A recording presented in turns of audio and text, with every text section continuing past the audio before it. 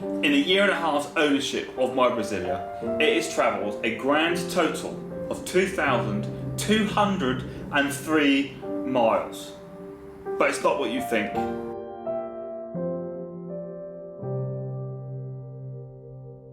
The Brasilia broke necks at car shows up and down the UK throughout 2022, but it never actually got there under its own power. It was trailered everywhere it went. It hasn't actually turned a wheel on a UK road in my time of ownership.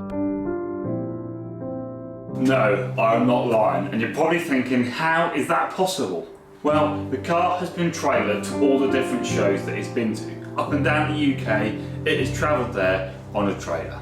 And those of you in the car scene, you have roasted me for absolutely ages on this. Even when I bought the car, I never drove the car home. It came to me on the back of a recovery truck. One of my goals this year is to get the car roadworthy, get it used for what it was intended to be used for, and make some memories. There is a few things that need to be done before I can make them memories. I've devised a little list of jobs we need to tackle before we can get the Brasilia back on the road and make some memories with it. So, number one is the brakes. Now, brakes just need a new master cylinder because it is leaking. Obviously got no hydraulic pressure, so that's a pretty simple fix really. CV boot, again, another simple fix. After having the air ride installed on the rear of the car, I'm guessing something went out of place, upset the CV boot, and due to age that just split. Exhaust, well, I took the exhaust off to try and freshen it up a little bit, and in the process the bolt snapped. So that's an engine out jobby to get that one done because the heads need retapping, so I can install new studs for the exhaust. Bit of a headache really. Tyres. Now tyres is a massive thing. Previous to the wheels I had on now, the tyres were absolutely shot and they weren't road legal at all. But these new Porsche cookie cutters I put on also haven't got enough tyre tread on them to be road legal. But we might have a plug for a sponsor for some tyres. Fuel tank. Fuel tank is currently being sorted. It is at a friend of mine who is a fabricator. He's doing some modifications to the tank, getting it ready, but he has been taking a while, so I might have to wake him up and just see where he is with that one.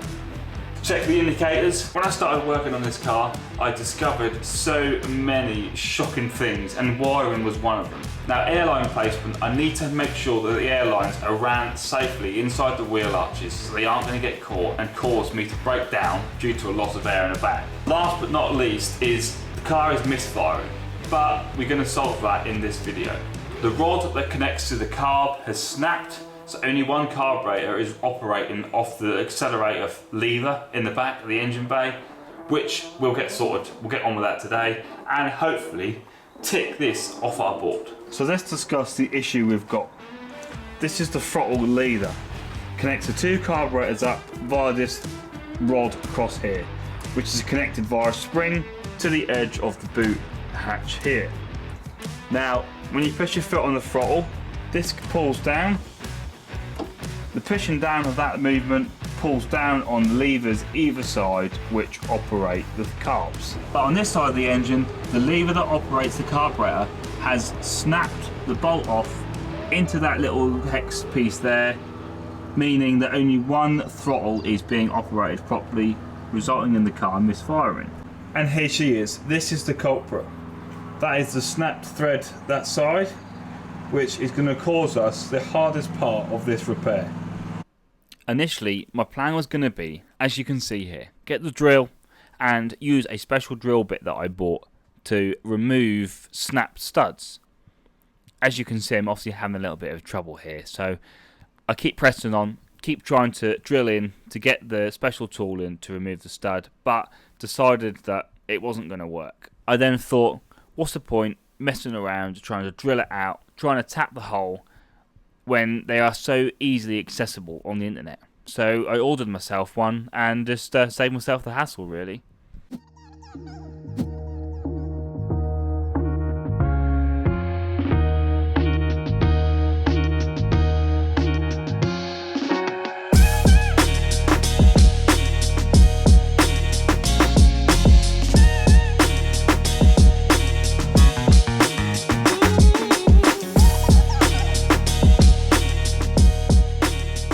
So the few days later, and as you've seen, we've got a parcel. This little piece here that I said was easily available on the internet, well, it is easily available if you want to spend 180 quid on a full carb kit to get it. I have got the missing piece to our puzzle. Now, I'm gonna probably install this bar and the two other pieces as well, just because obviously they're new, I've got them, I've spent the money on them, so why wouldn't I? Now let's get this thing taken apart, get it put back together so this thing can suck, squeeze, bang and blow once again.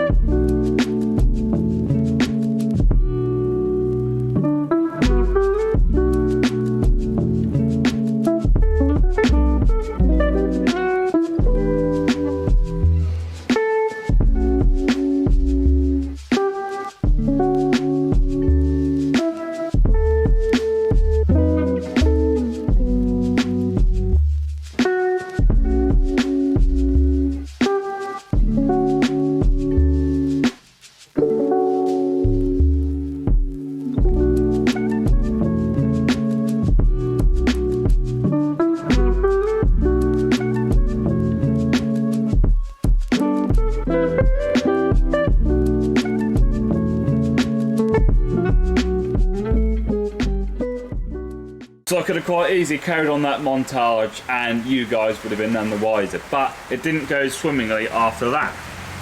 Had a few issues getting some of the fittings in, getting the rod in, and it was just a bit of a ball ache. I kept getting greasy hands, I didn't want to keep picking up the camera and making a mess of that. So we'll have a little look and show you what we've done. So we've got this carb all connected up, new arm in. We haven't changed the bar across the middle here, because it's actually a different design to what we've already got. This throttle lever is also connected up. Had a few issues as well getting this in, but it is there, all in. Just need to get the final bits rebuilt up and see if it actually works.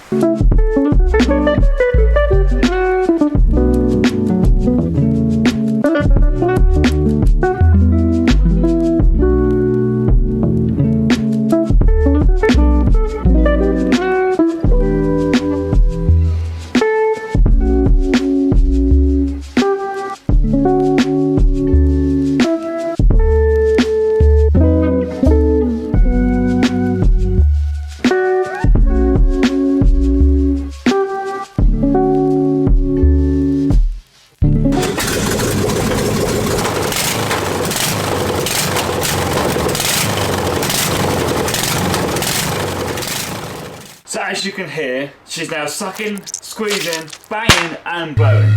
We've finally got that misfire sorted out. The car is now running how it should be running. Albeit not very simple to start with. Bearing in mind it was a simple task, but we've come through the other end nonetheless. That is one thing we can cross off our list. So, carbs, tick. Now, another thing on here is the fuel tank. Now, albeit not ready to go in the car, I have got a little something there to show you. Ta-da! We have got the fuel tank back. So here it is. Now, what we've had done is this filler neck welded on the centre, making it look so much cooler, having to fill the car up under the bonnet opposed to down the side of the car.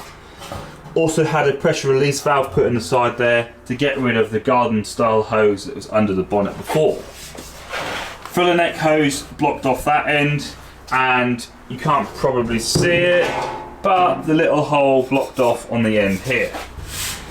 Now there's a few jobs we have to do before this can go in the car. Number one being it needs painting. I also want to get a rubber strip to go around the side of the fuel tank just to protect it. Fuel sender also needs tidying up, probably a little splash of paint, and a fresh O-ring or some sealant to go in the top there before we put it in the car properly.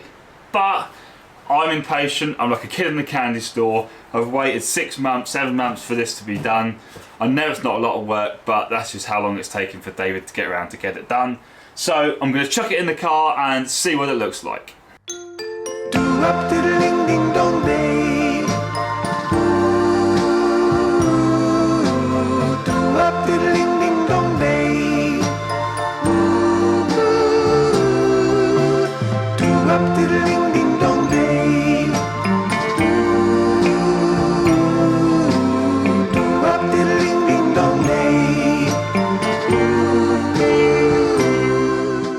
The Brasilia is now sucking, it's squeezing, it's banging, and it's definitely blowing.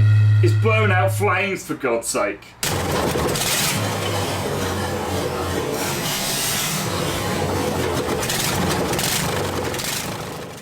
Now, the carb problem is no longer here. It's fixed, no longer misfiring, and we're one step closer to getting this thing on a UK road once again. We've got the fuel tank back in our possession, albeit not ready to go in the car fully. We have got it back in our possession, which is another step in the right direction. Unfortunately, that is the end of this episode of getting the Brasilia roadworthy once again. Now, most importantly, if you have enjoyed this content, hit that like button, hit that subscribe button, share the content with your friends, because it really does make the channel worthwhile. Become a member of the Oldub family, hit that subscribe button. But until next time, guys, stay fresh, stay finessed. Oldub over and out.